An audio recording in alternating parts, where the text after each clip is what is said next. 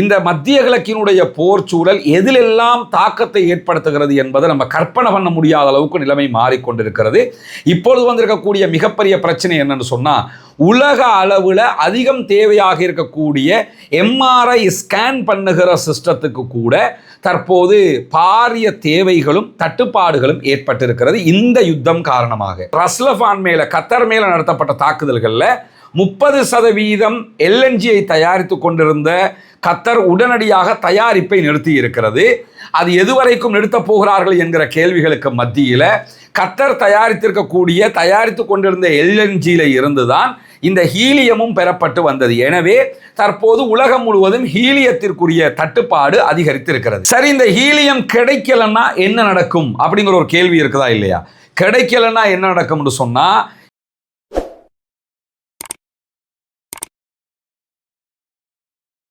அன்பிற்கினிய சகோதர சகோதரிகளை நம் அனைவர் மீதும் ஏக இறைவனுடைய அமைதியும் கருணையும் உண்டாகட்டுமாக என்கிற உயரிய பிரார்த்தனைகளோடு, மத்திய கிழக்கு முழுவதுமே ஏற்பட்டிருக்கக்கூடிய ஒரு பாரிய போர் பதட்டம் காரணமாக தற்போது உலகம் முழுவதுமே ஸ்தம்பித்து நிற்கக்கூடிய காட்சியை நம்ம பார்க்கிறோம். ஈரான் மீதான அமெரிக்க இஸ்ரேலிய ஆக்கிரமிப்பு இராணுவங்களுடைய தாக்குதல்கள், அதே போன்று அவற்றுக்கு எதிரான ஈரானுடைய எதிர்வினை தாக்குதல்கள் என்று உச்சமான ஒரு போர் சூழல் மத்திய கிழக்கில் உண்டாக்கப்பட்டு தற்போது உலகம் முழுவதும் அது ஒரு பேசுபொருளாகவும் பதட்டமான சூழலையும் உண்டாக்கி இருக்கிறது. காரணம் என்னன்னு கேட்டால், மத்திய கிழக்கில் இருக்கக்கூடிய ஈரானுடைய பாரசீக வளைகுடாவில் அமைந்திருக்கக்கூடிய ஹொர்முஸ் நீர்நிலையை ஈரான் மொத்தமாக மூடி இருக்கிறது.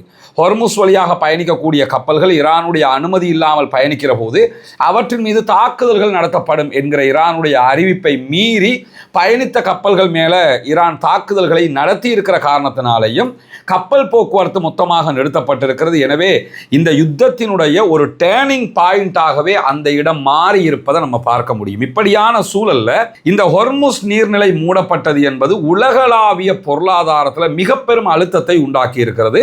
குறிப்பாக பெட்ரோலியம் பொருட்களுக்கான தேவை உலக அளவில் அதிகரித்திருக்கிறது. எல்லா நாடுகளுக்கும் பெட்ரோல், டீசல், எல்பிஜி, எல்என்ஜி தேவை இருக்கிறது. அதனால் இந்த ஹொர்முஸ் மூடப்பட்டிருப்பதால் எல்லா நாடுகளிலும் அது விலையேற்றத்தையும் கண்டிருக்கிறது. இப்படியான ஒரு சூழல்ல தற்போது கத்தரில் எல்என்ஜி தயாரிப்புகள் நிறுத்தப்பட்டிருக்கிறது. அதாவது லிக்விட் நேச்சுரல் கேஸ் என்று சொல்லக்கூடிய இயற்கை எரிவாயுவை அவர்கள் உற்பத்தி செய்வதை நிறுத்தி இருக்கிறார்கள். அதற்கு அவங்க சொல்லியிருக்கக்கூடிய காரணம் என்னென்னு கேட்டால், ரஸ்லஃபான் என்கிற அவர்களுடைய மிக பிரம்மாண்டமான தயாரிப்பு பகுதியின் மீது நடத்தப்பட்ட தாக்குதல்கள். ரஸ்லஃபான் மேலே 2 தடவைகள் தாக்குதல்கள் நடத்தப்பட்டிருக்கிறது. 2 தடவைகளில் ஒரு தடவை தாக்குதல் நடத்தியதை ஈரான் ஒப்புக்கொண்டிருக்கிறது. முதல் தடவை நடத்திய தாக்குதலை ஈரான் ஒப்புக்கொள்ளவில்லை. முதலாவது, இந்த ரஸ்லஃபான் எங்கே இருக்குதுன்னு சொல்லி பார்த்தீங்கன்னா, ஈரானுக்கும் கத்தருக்கும் இடையில் இருக்கக்கூடிய ஒரு தீவு பகுதி. அந்த தீவு பகுதியில் பாதி ஈரானிடத்திலும் பாதி கத்தரிடத்திலும் இருக்கிறது. ஈரானுடைய பகுதிகள் மேலே நடத்தப்பட்ட தாக்குதலை தொடர்ந்து, இஸ்ரேல் நடத்திய தாக்குதலை தொடர்ந்து தான் ஈரான் கத்தருடைய பகுதிகள் மேலே தாக்குதல் நடத்தியிருந்தது. இந்த தாக்குதல்களால் உடனடியாக கத்தர் எல்என்ஜி உற்பத்தியை நிறுத்தி இருக்கிறது. குறிப்பாக மொத்த எல்என்ஜி உற்பத்தி நிறுத்தப்பட்டிருக்கிற அதே நேரம் இந்த ரஸ்லஃபான் மீது நடத்தப்பட்டிருக்கக்கூடிய தாக்குதல் காரணமாக எதிர்வருகிற 5 ஆண்டுகளுக்கு ஈரானுடைய வருடாந்த இன்கம் இருக்குமா இல்லையா, ஒரு வருஷத்துக்கு இவ்வளோ இன்கம்னு வச்சுருப்பாங்கல்ல ஒவ்வொரு நாடும், அந்த இன்கமில் கிட்டத்தட்ட 20 பில்லியன் அளவுக்கு அவர்களுக்கு நஷ்டம் ஏற்படும். இதை தாண்டி இந்த எல்என்ஜி பொருட்களை அவங்க தொடர்ந்து ஏற்றுமதி செய்த ஒப்பந்ததாரர்களாக இருக்கக்கூடிய தென்கொரியா, இத்தாலி போன்ற நாடுகளுக்கு எதிர்வருகிற 5 ஆண்டுகளுக்கு நாங்கள் ஏற்றுமதியை நிறுத்துகிறோம் என்கிற அறிவிப்பையும் அவர்கள் விடுத்திருக்கிறார்கள். இப்படி ஒரு பாரிய அழுத்தகரமான நிலையாக கத்தர் மீது நடத்தப்பட்ட இந்த தாக்குதல்களும் தற்போது மாறி இருக்கக்கூடிய சூழல்ல இந்த மத்திய கிழக்கினுடைய போர் சூழல் எதிலெல்லாம் தாக்கத்தை ஏற்படுத்துகிறது என்பதை நம்ம கற்பனை பண்ண முடியாத அளவுக்கு நிலைமை மாறிக்கொண்டிருக்கிறது. இப்பொழுது வந்திருக்கக்கூடிய மிகப்பெரிய பிரச்சனை என்னன்னு சொன்னால், உலக அளவில் அதிகம் தேவையாக இருக்கக்கூடிய எம்ஆர்ஐ ஸ்கேன் பண்ணுகிற சிஸ்டத்துக்கு கூட தற்போது பாரிய தேவைகளும் தட்டுப்பாடுகளும் ஏற்பட்டிருக்கிறது இந்த யுத்தம் காரணமாக. எம்ஆர்ஐ ஸ்கேனிங் சிஸ்டத்திற்கும் இந்த யுத்தத்திற்கும் என்ன சம்பந்தம் அப்படின்னு சொல்லி பார்த்தோம்னு சொன்னால், அது ஒரு மிக நெருக்கமான அல்லது மிகவும் சிக்கலான ஒரு தொழில்நுட்ப ரீதியிலான பிரச்சனையாக மாறி இருக்கிறது. மிடில் ஈஸ்ட் கண்ட்ரிகள், குறிப்பாக வளைகுடா நாடுகளில் நிறைய பெட்ரோலிய உற்பத்தி பொருட்கள் கிடைக்கிறது. கச்சா எண்ணெய் எடுக்கிறாங்க, கச்சா எண்ணெயில் இருந்து பெட்ரோல் தயாரிக்கிறாங்க, டீசல் தயாரிக்கிறாங்க, அதே போல் விமானங்களுக்கு தேவையான ஸ்பெஷல் பெட்ரோலியம் தயாரிக்கிறாங்க, எல்என்ஜி, எல்பிஜி, இப்படி பல விவகாரங்கள் அதிலிருந்து தயாரிக்க, தார் வரைக்கும் மண்ணெண்ணெய் வரைக்குமே எல்லாமே அதிலிருந்து தயாரிக்கப்படுகிறது. இப்படி அதனுடைய மூலப்பொருட்களிலிருந்து தயாரிக்கப்படுகிற பொருட்களை பார்த்தோம்னா ஆச்சரியப்படுகிற அளவுக்கு நிறைய ஐட்டங்கள் அதிலிருந்து உருவாக்கப்படக்கூடிய சூழல்ல அதிலிருந்து தயாரிக்கப்படக்கூடிய மிக முக்கியமான ஒன்று எல்என்ஜி, அதாவது லிக்விட் நேச்சுரல் கேஸ். இந்த லிக்விட் நேச்சுரல் கேஸில் இருந்து தயாரிக்கப்படக்கூடிய இன்னும் ஒரு முக்கியமான வேதிப்பொருள் என்னன்னு சொன்னால் ஹீலியம் என்பது. ஹீலியம்ங்கிறது நம்ம பல கட்டங்களில் ஹீலியம்னு கேள்விப்பட்டிருப்போம். இது எதுக்கு பயன்படுத்துகிறாங்க, எங்கே இது தயாரிக்கிறாங்க, இதனுடைய தேவை என்னங்கிறத நீங்கள் பார்த்தீங்கன்னு சொன்னால், ஹீலியம் தயாரிப்பதில் உலக அளவில் முன்னணியில் இருக்கக்கூடிய ஒரு முக்கியமான நாடு கத்தர். ஏன்னா கத்தர் தான் 30% எல்என்ஜியை தயாரிக்கிறாங்க, அதாவது லிக்விட் நேச்சுரல் கேஸை தயாரிக்கிறாங்க. இந்த எல்என்ஜியில் இருந்து தான் ஹீலியம் எடுக்கப்படுகிறது. எனவே இந்த ஹீலியம் எல்என்ஜி அவங்க தயாரிக்கிறாங்கன்னா அவங்களே ஹீலியமும் தயாரிப்பாங்கன்னு அர்த்தம். இந்த ஹீலியம் எதற்கு பயன்படும் என்று சொன்னால், முக்கியமாக எம்ஆர்ஐ ஸ்கேன் பண்ணுவதற்கு ஹீலியம் தான் உலகத்தில் பயன்படுத்தப்படுகிறது. எம்ஆர்ஐ உடம்பை ஸ்கேன் பண்ணுவாங்களா இல்லையா, உடம்புக்குள்ளே இருக்கக்கூடிய பார்ட்ஸுகளை கரெக்டாக ஃபோட்டோ புகைப்படம் எடுக்கணும்னா அதற்கு ஹீலியம் இன்றியமையாத ஒன்றாக இருக்கிறது. அதே நேரத்தில் எல்லா பொருட்களையும், ஈவன் செல்ஃபோனாக இருக்கலாம் அல்லது கம்ப்யூட்டராக இருக்கலாம், இன்னைக்கு ஏஐ தொழில்நுட்பம் வியாபித்திருக்கக்கூடிய இந்த சூழலில் மெமரி சிப்பில் இருந்து நிறைய சிப்புகள் தயாரிக்கிறாங்களா இல்லையா. இந்த ஹை குவாலிட்டி சிப்புகள் தயாரிப்பதற்கு, இந்த ஹை குவாலிட்டி தொழில்நுட்பத்திற்கு எது தேவை என்று சொல்லி சொன்னால் இந்த ஹீலியம் தான் தேவை. குறிப்பாக சாம்சுங், ஆப்பிள் உள்ளிட்ட நிறுவனங்கள், அதே போன்று தாய்வான் போன்ற நாடுகள், தென்கொரியா போன்ற நாடுகள் எல்லாமே இதை நம்பித்தான் இருக்கிறது. ஈவன் ஜப்பான், அமெரிக்கா உள்ளிட்ட நாடுகள் கூட, எல்லா சர்வதேச வளர்ந்த நாடுகளும் ஹீலியத்தினுடைய தேவை இன்றியமையாத ஒன்றாக இருக்கக்கூடிய சூழலில் இருக்கிற நேரத்தில், தற்போது ரஸ்லஃபான் மேலே, கத்தர் மேலே நடத்தப்பட்ட தாக்குதல்களில் 30% எல்என்ஜியை தயாரித்து கொண்டிருந்த கத்தர் உடனடியாக தயாரிப்பை நிறுத்தி இருக்கிறது. அது எதுவரைக்கும் நிறுத்தப் போகிறார்கள் என்கிற கேள்விகளுக்கு மத்தியில் கத்தர் தயாரித்து கொண்டிருந்த எல்என்ஜியில் இருந்துதான் இந்த ஹீலியமும் பெறப்பட்டு வந்தது. எனவே தற்போது உலகம் முழுவதும் ஹீலியத்திற்குரிய தட்டுப்பாடு அதிகரித்திருக்கிறது. இந்த ஹீலியத்தை பொறுத்தவரையில் இதை தயாரிக்கும் போது எப்படி தயாரிப்பாங்கன்னா, இது ஒரு கேஸாகத்தான் உருவெடுக்கும். அதாவது எல்என்ஜியில் இருந்து ஹீலியத்தை பிரிச்செடுக்கும் போதே கேஸாகத்தான் பிரிச்செடுப்பாங்க. ஆனால் கேஸாக அதை ஒரு இடத்துல பாதுகாப்பாக வைக்கிறதாக இருந்தால் கொள்கலன்கள் பெரிய அளவு இடம் பிடிக்கும்ங்கிற காரணத்தினால அதை திரவமாக்கப்பட்டதாக மாற்றி விடுவார்கள். அதை லிக்யூடாக மாற்றிடுவாங்க. லிக்யூடாக மாற்றி ஒரு ஹை ப்ரெஷர் பண்ணப்பட்ட ரொம்ப பாதுகாப்பான கொள்கலன்களில் அது அடைக்கப்படும். பெரிய பெரிய கப்பல்கள், கொள்கலன் கப்பல்கள் எல்லாம் கடலில் போவதை பார்த்துருப்பீங்க. இந்த எல்என்ஜி ப்ளஸ் ஹீலியம் ஏற்றி கொண்டு போகக்கூடிய கப்பல்களாகத்தான் அது இருக்கும். இப்படி அடைக்கப்பட்டதோட இந்த ஹீலியம் கிட்டத்தட்ட 45 நாட்களுக்கு இப்படி அடைத்து வைக்க முடியும். 45 நாட்களுக்கு பிறகு என்னாகும் சொல்லி சொன்னால் அது மீண்டும் கேஸாக உருவெடுக்க ஆரம்பித்துவிடும்.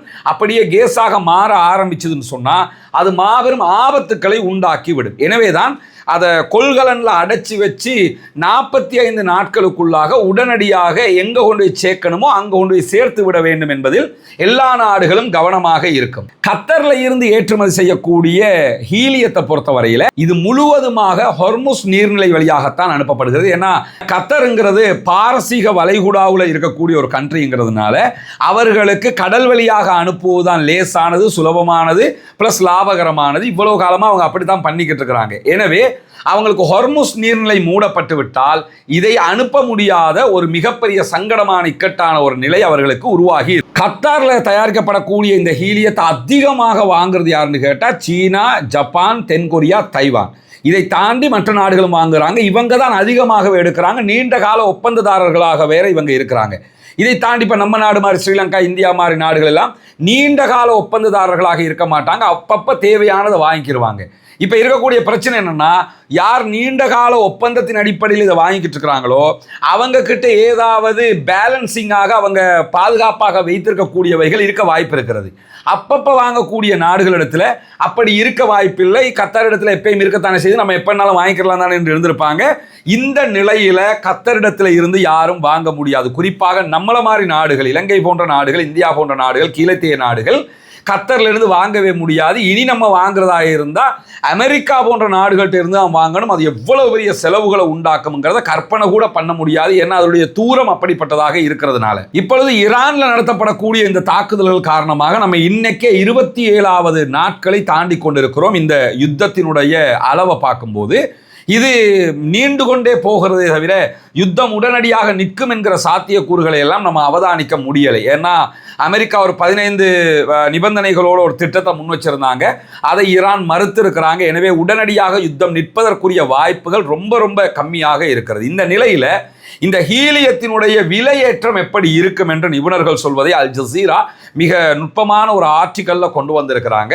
அதில் அவங்க சொல்லும்போது தரக்கூடிய தரவு என்னன்னு கேட்டா, ஒரு 30 நாட்களுக்கு இந்த யுத்தம் நீடித்தது என்று சொன்னால் 10 தொடக்கம் 25% ஹீலியத்தினுடைய விலை அதிகமாகிவிடும்.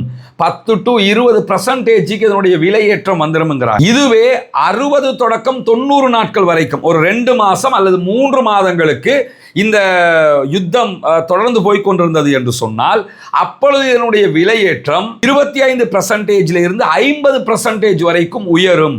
இதெல்லாம் தாக்கு பிடிக்கவே முடியாத ஒரு விலை உயர்த்தியாக மாறிவிடும். 25% இருந்து 50% விலை உயரமாக இருந்தால் எந்த நாடு அதை ஜீரணிக்கும், எந்த நாட்டால் தாக்கு பிடிக்க முடியுங்கிறத கற்பனை கூட பண்ண முடியுமா?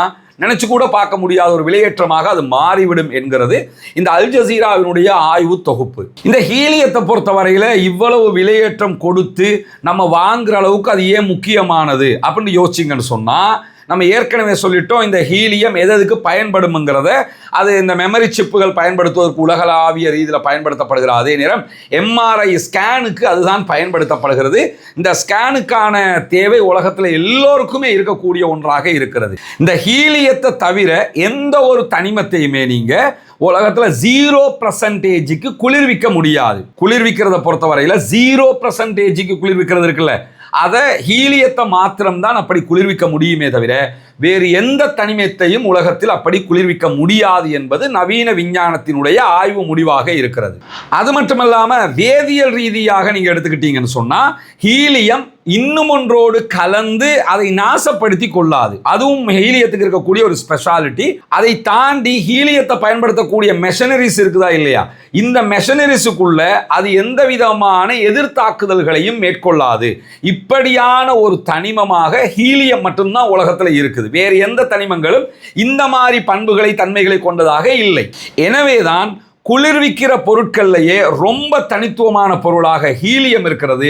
அதனை உலகம் முழுவதும் அத்தனை பேரும் கொண்டாடக்கூடிய ஒரு பொருளாக பயன்படுத்தி கொண்டிருக்கிறார். இந்த எம்ஆர்ஐ ஸ்கேன் அதே போன்று மெமரி சிப்புகள் பயன்படுத்துவதை தாண்டி நீங்க எடுத்துக்கிட்டீங்கன்னு சொன்னா சிலிக்கான் அடிப்படையிலான எல்லா தேவைகளுக்கும் இந்த ஹீலியம் தான் பயன்படுத்தப்படும். ஸ்மார்ட் போன்கள், பேட்டரி கார் இப்ப வந்துகிட்டு இருக்குது, இராணுவங்களுடைய அமைப்பு மையங்கள் இருக்கிறது, தரவு மையங்கள் இருக்குதா இல்லையா, கிளவுடுகள் பயன்படுத்துறாங்களா இல்லையா, இந்த டிஜிட்டல்ல இவற்றுக்கு எல்லாமே எது தேவைன்னு கேட்டா ஹீலியம் தான் பயன்படுத்தப்படுகிறது. அது மட்டுமல்லாம ஹீலியத்தை பொறுத்தவரையில அது காற்றை விட ரொம்ப எளிதானதுங்கிற காரணத்தினால தான் பலூன்களுக்கும் அதை பயன்படுத்துவாங்க. பெரிய பெரிய பலூன்களை எல்லாம் மேலே ஏற்றுவாங்களா இல்லையா, அதில் ஹீலியம் தான் பயன்படுத்துவாங்க. பாராஷூட் மாதிரி பலூன்களுக்கு எல்லாம் பயன்படுத்துறதுக்கு இந்த ஹீலியத்தை தான் அவர்கள் ஏற்படுத்தி கொள்வார். சரி, இந்த ஹீலியம் கிடைக்கலன்னா என்ன நடக்கும் அப்படிங்கிற ஒரு கேள்வி இருக்குதா இல்லையா.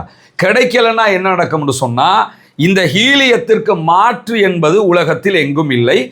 2022களுக்கு பிறகு சீனா ஹீலியம் இல்லாமல் எம்ஆர்ஐ ஸ்கேன் எடுக்க முடியும் என்கிற ஒரு தொழில்நுட்பத்தை கொண்டு வந்தாலும் உலகத்தில் இருக்கக்கூடிய 99% எம்ஆர்ஐ ஸ்கேன் மெஷினரிஸ் எல்லாமே ஹீலிய பயன்பாட்டில் தான் உருவாக்கப்பட்டிருக்கிறது. எனவே தற்போதைய நிலையில ஹீலியத்திற்கு மாற்றாக எந்த ஒரு தனிமமும் உலகத்தில் கிடையாது.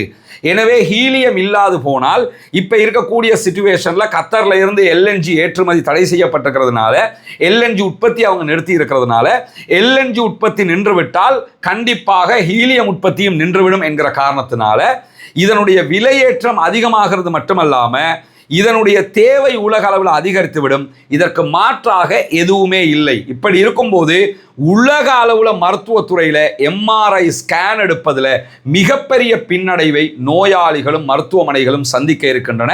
அது மாபெரும் ஆபத்தாக மாறிவிடப் போகிறது என்பதுதான் தாங்க முடியாத கவலையையும் கஷ்டத்தையும் அனைவருக்கும் உண்டாக்கக்கூடியதாக மாறியிருக்கு. கத்தர் தவிர உலக அளவில் ஹீலியத்தை உற்பத்தி செய்யக்கூடிய நாடாக அமெரிக்கா இருக்கிறது. உலகத்தில் 40% ஹீலியத்தை அவங்க உற்பத்தி பண்ணிக்கிட்டு இருக்கிறாங்க. அவங்க உற்பத்தி பண்ணுவது அவங்க நாட்டுக்கே தேவையானதாக இருக்கும். அதை தாண்டி அவங்க ஏற்றுமதி செஞ்சா கூட அது மாபெரும் விலை கொடுத்து வாங்கக்கூடியது ஒன்றாக இருக்கும். கனடா போன்ற நாடுகள் கொஞ்சம் கொஞ்சம் அதை தயாரிக்கிறாங்க. கத்தருடைய உற்பத்தி இல்லாவிட்டால் உலகம் ஸ்தம்பிக்கும் என்பதிலே எந்த மாற்று கருத்தும் கிடையாது. எனவே அமெரிக்க அதிபர் டொனால்ட் ட்ரம்பும் இஸ்ரேலிய பிரதமர் பெஞ்சமின் நெதன்யாகுவும் திமிர் பிடித்து ஆரம்பித்திருக்கக்கூடிய இந்த யுத்தம் என்பது சாதாரணமாக ஈராக் மேலே நடத்தப்பட்ட தாக்குதல்கள் போன்றோ அல்லது ஆப்கானிஸ்தான் மேலே ஏற்படுத்தப்பட்ட படையெடுப்பு போன்றோ அல்லது மற்ற நாடுகள் மீது நடக்கக்கூடிய யுத்தங்களை போன்றதோ அல்ல. இது உலகம் முழுவதையுமே ஸ்தம்பிக்க வைக்கக்கூடிய ஒரு மாபெரும் அழுத்தகரமான யுத்தம் என்பதை மீண்டும் மீண்டும் உலகத்திற்கு நிரூபித்துக் கொண்டே இருக்கிறது. எனவே இந்த யுத்தம் நிற்பது மாத்திரம்தான் அனைத்திற்கும் ஒரே தீர்வாக இருக்குமே தவிர இல்லாத பட்சத்தில் கண்டிப்பாக ஒரு மாபெரும் அழிவை எல்லா துறைகளிலும் எல்லா நாடுகளும் சர்வதேச அளவில் சந்திக்கும் என்பதில் மாற்று கருத்துக்கு இடமே கிடையாது. எனவே பிரார்த்தனை செய்வோம். இந்த யுத்தம் நிறுத்தப்பட வேண்டும். ஆக்கிரமிப்பாளர்கள் ஓய வேண்டும். ஆக்கிரமிப்பாளர்கள் அடங்க வேண்டும். ஆக்கிரமிப்புகள் நிறுத்தப்பட்டு அனைவரும் அமைதியாக வாழுகிற சூழல் உருவாக வேண்டும் என்கிற பிரார்த்தனைகளோடு தொடர்ந்தும் ஆக்கிரமிப்பாளர்களுக்கு எதிராக ஜனநாயக ரீதியாக குரல் எழுப்புவோமாக. வாஹ் தஅவானா அல்ஹம்துலில்லாஹி ரப்பில் ஆலமீன்.